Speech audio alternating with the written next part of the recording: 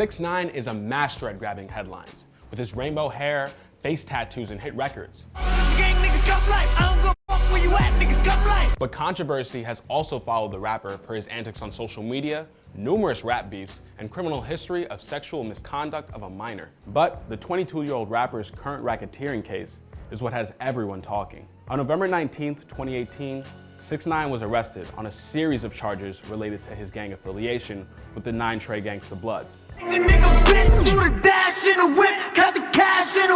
These included racketeering conspiracy, multiple weapons charges, robbery, and drug trafficking. The rapper, also known as Tekashi 6ix9ine, was locked up along with fellow 9 Trey Gangsta Blood members Jamel Mel Murder Jones, Joncel Ish Butler, Fuguan Fu Bangalovic, Fahim Crippy Walter, and 6ix9ine's former manager, Kifano Shadi Jordan. The six were accused of selling drugs including heroin and fentanyl and partaking in gang activity. They were also implicated in various violent incidents around Manhattan and Brooklyn in 2018, most of which had been well documented. That includes armed robbery of a 9 Trey rival on April 3rd, 2018 near Times Square, a shooting at Brooklyn's Barclays Center on April 21st with Casanova as the rumored target, shooting at Chief Keef and his cousin Tato at Times Square's W Hotel on June 3rd, and an attempted shooting of a 9 Trey rival in Brooklyn around July 16th, where an innocent bystander got shot in the foot. Evidence was gathered during a September 28th raid on 6ix9ine's Bushwick, Brooklyn home, where federal agents found guns and a backpack stolen during the April robbery. At the time of 6ix9ine's arrest, the charges came with a possible sentence of 47 years to life in prison. Fans wondered, what would he do? Go to trial or take a deal? Talk or be quiet? 4 days before 6ix9ine's arrest in November, the rapper fired his whole team, including manager Shadi. He took to Instagram to explain. I fired everybody in my team. I got no manager, I got no booking agent, no PR, no public. I don't got nobody on my team. They will steal your money. They're not me. I'm not signing no fucking contracts. That don't got nothing to do with me. 6ix9ine then went on The Breakfast Club to explain and claim that people are untrustworthy. And the two things he feared are... Only two things I'm scared in life. God first and the FBI.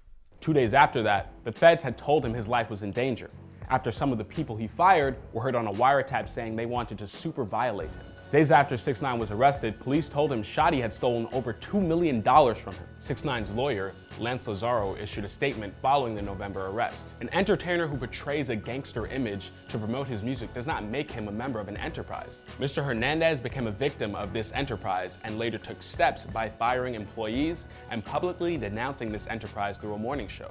Threats were then made against his life, which resulted in this case being brought immediately. While in jail, 6ix9ine's online antics continued to stack against him. 4 days after his arrest, a video surfaced that appeared to show him putting a hit out on Chicago rapper Tato, who is Chief Keef's cousin. Where you at? You gonna be in your crib or you gonna be in Social Hotel? I got 30 pack of them right now, bro. 30 packs. A source from the New York Police Department said, "This is no coincidence. We believe the video is directly related to the crime. We believe Tekashi 6ix9ine ordered a hit on Tato, who we now believe is the intended target." But incarceration did not stop 6ix9ine's career. He released his debut album, Dummy Boy, on November 27th. The LP featured artists including Kanye West, Nicki Minaj, Tory Lanez, Lil Baby, and Gunna. It also featured his biggest song to date, Fifi, with Nicki Minaj.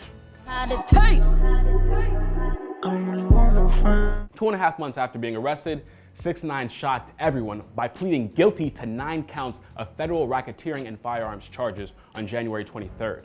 On February 1st of this year, the full transcript of 6ix9ine's guilty plea was unleashed and the internet went wild with its contents. In addition to pleading guilty to all of the previously mentioned incidents, except the Barclays Center shooting, 6ix9ine implicated himself in an attempted murder of a 9 Trey rival in late March. 6ix9ine said, "On or about March 20th, 2018, I helped members of 9 Trey attempt to kill a rival gang member." Following 6ix9ine's 46-page guilty plea, 4 of his fellow 9 Trey members pled guilty to various charges over the next 2 months. The only exception is Fuguan Lovic, who was the sole defendant charged in the Barclays shooting. His only charge in the whole case. So what does this all mean?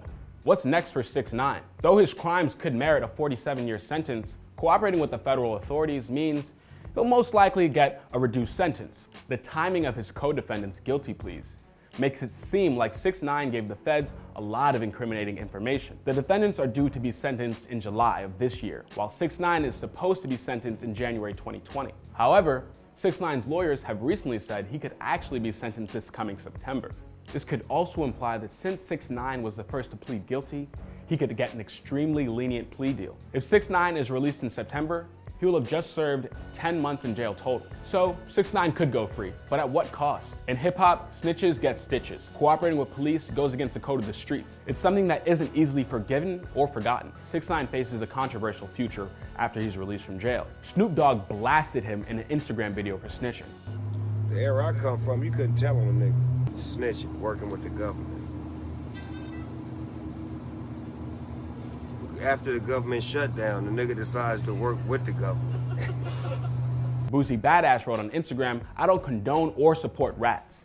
Meek Mill also said, "He telling? Show's over, buddy." And YG recently performed with a photo of 6ix9ine alongside a Stop Snitching sign on screen at Coachella. Even before 6ix9ine entered his plea deal, he was feeling the heat. In late November of 2018, after allegedly facing threats from fellow gang members, he was transferred from one federal jail to another for his protection. Additionally, the plea deal says, should the defendant successfully cooperate, the government agrees that it will file at the time of the sentencing a motion for a sentence below any mandatory minimum. It also says, it is understood that the defendant's cooperation is likely to reveal the activities of individuals and that witness protection may be required at a later date. Wit Pro, if 6ix9ine goes into witness protection, how exactly does he hide his recognizable face full of even more recognizable tattoos? The story is far from over, and there are many questions that remain. How will hip-hop treat him once he's released? Let us know what you think in the comments below.